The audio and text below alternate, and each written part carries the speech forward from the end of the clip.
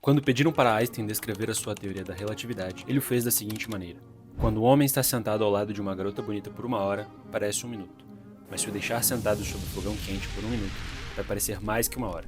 Isso é a relatividade. Isto é, nossa percepção de tempo muda de acordo com o que estamos fazendo. E ela também é influenciada pelo grau de interesse e concentração numa tarefa. Mas aí você pode se perguntar por que parece que a gente nunca aproveita o tempo que tem de verdade, né?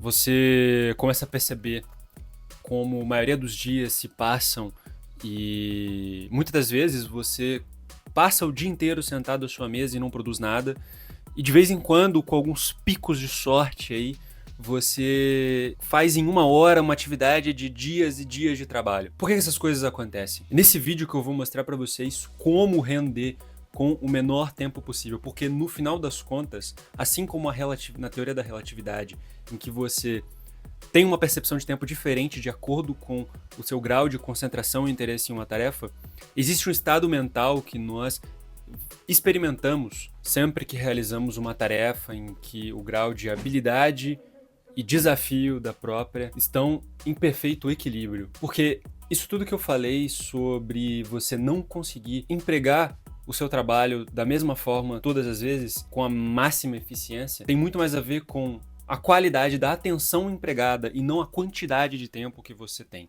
Mas antes de eu entrar nas minúcias e nos detalhes sobre como você pode atingir tudo isso, eu quero te apresentar o meu projeto chamado 7 Dias de Foco. Lá você vai aprender de vez a adquirir todos os hábitos e o foco necessário para desenvolver a tua vida e atingir o máximo possível que você pode de eficiência no teu dia a dia. Então, um ótimo complemento para esse vídeo é você ir lá e adquirir os 7 dias de foco. Tamo junto. Link aí na descrição. Pois bem, há um estado ideal que parece ganhar vida própria na nossa experiência, né, de trabalho. Isso se chama estado de flow. Ele é conhecido como estado de fluxo. Ele é um termo definido por um psicólogo que, infelizmente, eu não vou lembrar o nome dele, mas eu vou deixar aí na tela pra vocês, porque é um nome absurdamente difícil de pronunciar. E ele consiste em você, basicamente, equilibrar o seu grau de dificuldade, de desafio em uma tarefa com a sua habilidade, ou seja, o que você sabe, o grau de capacidade que você está para aquela certa atividade. Equilibrando esses dois, você chega a um consenso de concentração em que a tarefa não se torna mais alheia a você, mas a concentração se torna una com a atividade que você está empregando. E nada mais ao redor te distrai, a não ser o interesse na própria tarefa. E tem alguns pontos que explicam o porquê isso acontece no nosso cérebro. Isso acontece basicamente porque há um aumento de dopamina enquanto a atividade do córtex pré-frontal diminui. Ou seja, você diminui a sua atividade de tomada de decisão, afinal o córtex pré-frontal é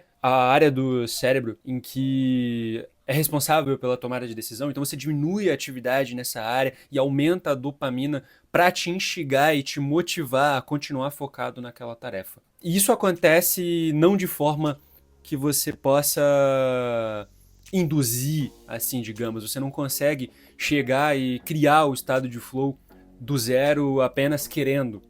Mas você pode deixar o ambiente favorável, você pode fazer com que o teu ambiente, todo ao teu redor, se torne favorável para que você faça com que o estado de flow aconteça de forma espontânea. E tem 6 elementos que eu vou te mostrar nesse vídeo que vão te ajudar a tentar, ao menos, criar um ambiente favorável e estimular com que o estado de flow aconteça espontaneamente. Pois bem, o primeiro passo é você entender como o estado de flow acontece em relação o equilíbrio entre desafio e habilidade. O que foi percebido?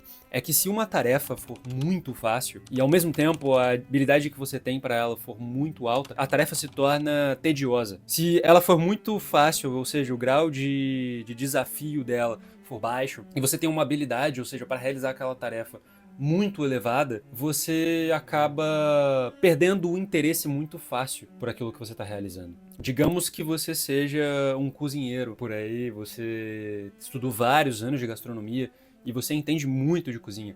E aí você precisa fazer um ovo. O grau de tarefa do ovo é muito baixo, o nível de habilidade, ou seja, o desafio, né, que é exigido para se fazer um ovo é muito baixo. E você tem uma habilidade muito superior ao que o desafio exige. Então esse tipo de tarefa para você vai ser incrivelmente habitual. Você não vai conseguir entrar no estado de flow nesse tipo de tarefa, justamente porque ela é tediosa. E você só vai realizá-la porque é hábito para você ir lá bater o ovo e fritar ele na frigideira. Agora, a ideia é você equilibrar esses dois componentes, evitando com que a tarefa atinja o outro ponto da curva ali. É você evitar com que ela seja muito difícil e a sua habilidade muito baixa, porque isso vai levar à frustração. Se você quer encarar uma coisa que é muito maior do que você consegue alcançar, isso aí vai levar à frustração e é capaz de você nunca mais querer realizar aquela coisa. Então você precisa equilibrar esses dois, fazendo com que o desafio seja condizente e ao mesmo tempo a sua habilidade para realizar aquela tarefa seja ao menos construída durante o processo. Porque caso você tenha alguma habilidade para fazer aquilo e o desafio ao mesmo tempo não é tão superior, tão elevado, você pode construir também a sua habilidade para realizar aquela coisa. Mas precisa estar em perfeito equilíbrio, senão não existe geração de interesse. O estado de flow ele é criado mesmo quando há esse interesse genuíno por aquilo que você está fazendo. Você precisa se sentir desafiado e você precisa sentir um certo estado de que você está crescendo ao realizar aquela atividade. Então, por isso que precisa existir equilíbrio entre desafio e habilidade. O outro passo aqui que você precisa trabalhar para poder criar e criar o ambiente necessário para o estado de flow é definir meta clara, é você deixar muito claro o que você precisa fazer. Então não adianta você chegar para realizar uma tarefa se você não faz ideia de como começar, qual é o material que você vai utilizar para trabalhar e fazer aquela tarefa. Então não adianta você chegar aí e querer dominar o mundo e ficar com foco e eficiência máxima se você não sabe nem por onde você vai começar. Então defina antes, cara. Faz com que a tua atividade seja mais simples de ser executada ali. Eu falo disso num outro vídeo aqui para quem quer criar o hábito da leitura aí no dia a dia. E eu explico como você vai criar o seu hábito utilizando essa ideia de deixar a coisa fácil. Então clica aqui nesse card aqui em cima e vai lá entender como você faz para fazer isso. Mas enfim, a terceira coisa que você pode fazer é desenvolver o foco total na atividade. E como você pode fazer isso? É reduzindo todas as suas distrações. Você precisa limitar qualquer possibilidade de distração na sua tarefa. Ou seja, a possibilidade de você ter algum familiar ou algum amigo vindo conversar contigo, ou o teu celular, que infelizmente é a parada que mais vai te distrair, provavelmente, né?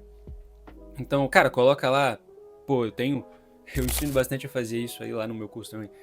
Tu ativa aí o tom de cinza no celular, faz com que ele não se torne mais atraente, que ele seja difícil de ser utilizado, então que ele não seja uma armadilha fácil para você quando você estiver tentando entrar no estado de flow. Outra coisa, você precisa gerar um feedback imediato. Para você entrar no estado de flow, você precisa com que você tenha um feedback de que você está evoluindo. Então, ao mesmo tempo que você está lá estudando ou criando alguma coisa, você precisa sentir que você está aprendendo algo novo e evoluindo durante a tarefa. Porque se isso não acontece, você se desmotiva fácil e perde o foco e a concentração. Então, uma ideia e uma maneira, a quarta maneira de você induzir o estado de flow é essa, é você ter feedback imediato da tua tarefa. Quinta coisa é você tentar ao máximo reduzir os pensamentos que você tem sobre outras atividades. Uma ideia aqui que eu testei por um tempo e que funcionou muito bem pra mim e que conseguiu me dispersar assim e tirar meu foco de pensamentos difusos